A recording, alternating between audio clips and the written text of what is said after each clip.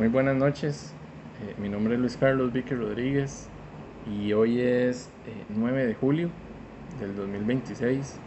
Eh, en esta actividad voy a explicar algunos de los principales medios de extinción de la obligación tributaria, enfocándome en el pago, la condonación, la exoneración, las normas de no sujeción, la compensación y la prescripción.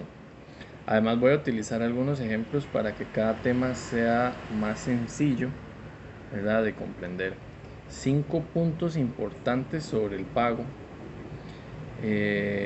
Voy a comenzar hablando del pago, porque es la forma más común en que una obligación tributaria se extingue.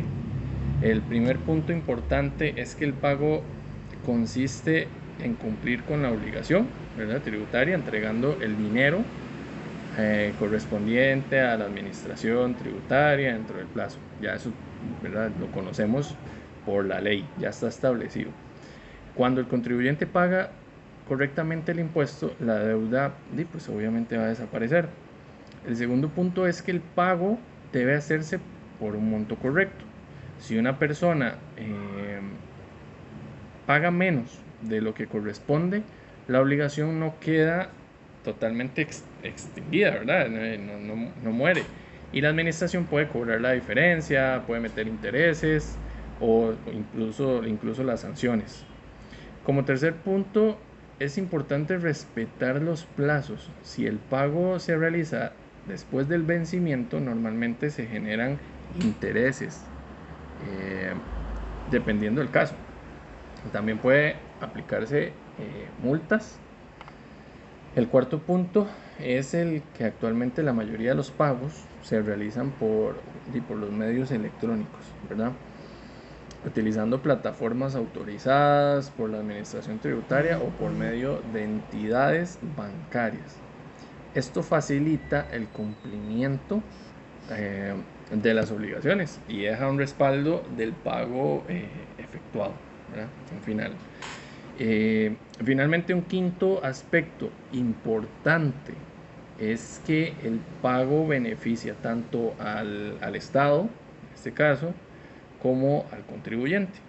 El Estado, pues en este caso, el Estado obtiene los recursos para financiar los servicios, ya sea públicos, y el contribuyente evita el problema de futuros cobros relacionados, ¿verdad?, ya sean administrativos o incluso judiciales.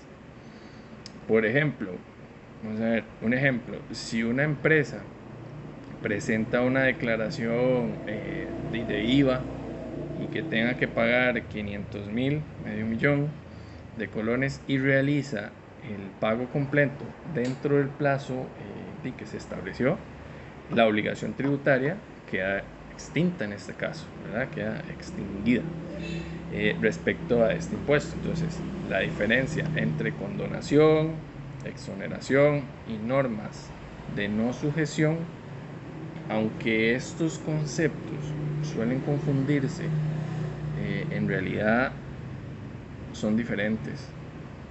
La condonación ocurre cuando una ley autoriza perdonar el total o parcial de una deuda, ya sea una deuda, ya existente, pues. Es decir, la obligación nació, pero posteriormente el Estado decide eliminarla o reducirla bajo determinadas condiciones. La exoneración, por su parte, viene siendo, significa que una persona o una actividad está libre, ¿verdad?, del pago de ese impuesto por imposición legal. Aquí el tributo no existe. Aquí el tributo sí existe, pero la ley concede el beneficio de que no lo pague. Las normas de no sujeción son diferentes, porque en estos casos el hecho generador del impuesto simplemente nunca ocurre. Nunca ocurre. La operación no entra dentro del ámbito de aplicación del tributo, por lo que la obligación tributaria pues nunca llega a nacer, ¿verdad? Nunca se da, en este caso, una obligación como tal. Para entenderlo mejor, tal vez, uno puede imaginar, qué sé yo, tres situaciones. En la primera, un contribuyente tiene una deuda tributaria, ¿verdad? Y posteriormente una ley le perdona esos intereses. Eso sería una condonación. Vamos a ver, el otro ejemplo es una institución que por ley está exonerada de determinado impuesto, ¿verdad? Realiza una compra y no debe pagarlo. Eso sería un caso de exoneración en este caso, ¿verdad? No le cobran esos impuestos. Y la tercera viene siendo una operación que la ley establece expresamente que no está grabada simplemente porque no se genera el impuesto. Ahí estaríamos frente a una norma de no sujeción, ¿verdad? Vamos a ver, diferencia entre compensación a petición de parte y compensación de oficio, ¿verdad? La compensación es un mecanismo mediante el cual un saldo a favor del contribuyente se utiliza para cancelar una deuda tributaria, ¿verdad? La compensación a petición de parte ocurre cuando cuando es el propio contribuyente quien solicita pues ese saldo a favor, ¿verdad? ¿Para qué? Para que sea aplicado a cancelar cualquier tipo de obligación que tenga, una obligación tributaria, o que no todas entran ahí, ¿verdad? En cambio, la compensación de oficio, ¿verdad? La de oficio es realizada directamente por la administración tributaria cuando detecta que pues una persona tiene un crédito tributario, ¿verdad? Y al mismo tiempo pues mantiene una deuda, entonces hay algo pendiente ahí y el Hacienda lo hace de oficio. Por ejemplo, si un contribuyente tiene un saldo a favor de, qué sé yo, unos 300,000 por una declaración de IVA y además tiene una deuda por impuesto de renta del mismo monto, ¿verdad? Pongámoslo así. Puede solicitar que pues el monto se compense, ¿verdad? La deuda. En cambio, si la administración detecta ambas situaciones, ¿verdad? Tanto la deuda por un lado y el saldo a favor que tiene en otro, la ley le permite, podría, digamos, realizar esta compensación sin necesidad de que el contribuyente pues lo haga, ¿verdad? De hecho, hoy en día es así. Hoy en día Tribu permite todo eso, ya se hace de forma pues, del sistema solito, ¿verdad? 3 formas en que se dé la interrupción de la prescripción y cuál es su efecto. Ok, la prescripción establece un límite de tiempo para que la administración tributaria pueda cobrar una obligación, ¿verdad? Sin embargo, existen situaciones que interrumpen ese plazo. La primera se da cuando la administración realiza una actuación formal de cobro o una notificación válida relacionada con la obligación tributaria. La segunda puede presentarse, vamos a ver, cuando el contribuyente reconoce expresamente pues la existencia de la deuda como tal, ¿verdad? Y la tercera, dice que ocurre cuando el propio contribuyente realiza un pago parcial relacionado con esa obligación, ¿verdad? Que eso también se da.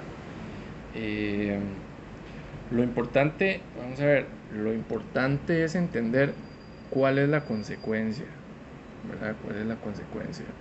Cuando la prescripción se interrumpe, el tiempo que ya se había transcurrido deja de contarse y el plazo comienza nuevamente desde el inicio.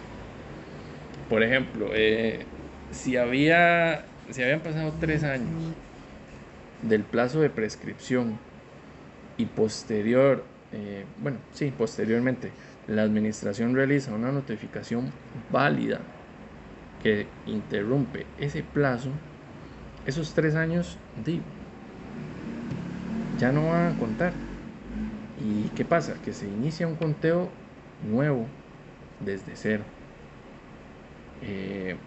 Claro, nada tontos, ¿verdad? Pero así es, así es. ¿Cuándo puede darse la suspensión del conteo de la prescripción? Ok, la suspensión es diferente a una interrupción, eso está claro. En la suspensión el tiempo no va a perderse.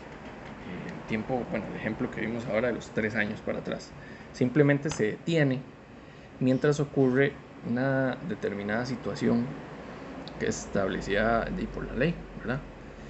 Cuando desaparece esa situación, el conteo en este caso continúa. Bueno, hay un enredo de palabras. El conteo continúa, ¿verdad? Desde donde había quedado en ese tiempo. No vuelve a empezar de cero. Por ejemplo, si el plazo llevaba 2 años, 3 años, volvamos al ejemplo de los 3 años, y posteriormente se presenta un proceso administrativo que se da una suspensión durante, 6 meses. Al finalizar el proceso, o sea, esos 6 meses,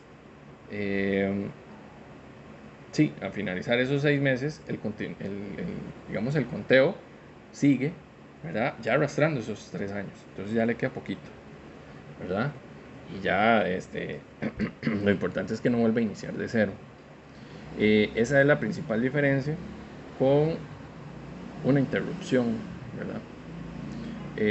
La condonación puede aplicarse por cualquier administración tributaria. No. La condonación simplemente puede aplicarse cuando una norma legal lo autoriza expresamente, ¿verdad?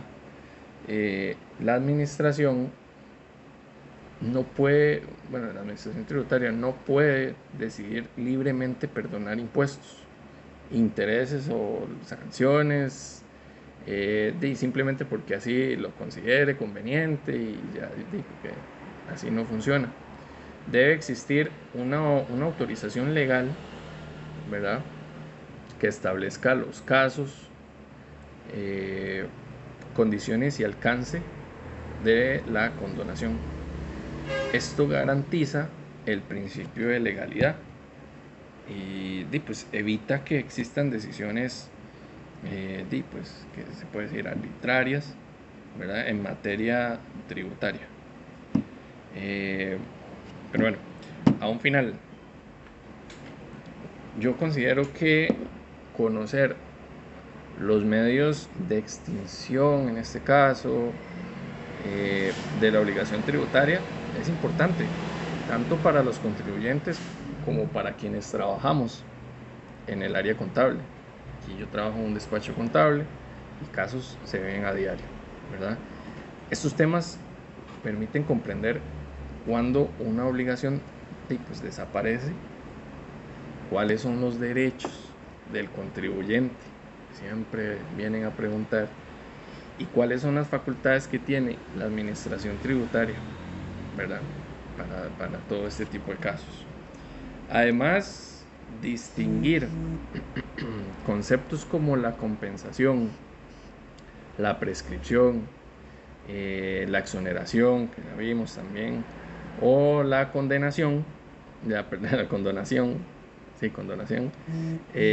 pues ayuda a interpretar correctamente la norma tributaria y pues nos permite tomar mejores decisiones en la práctica profesional.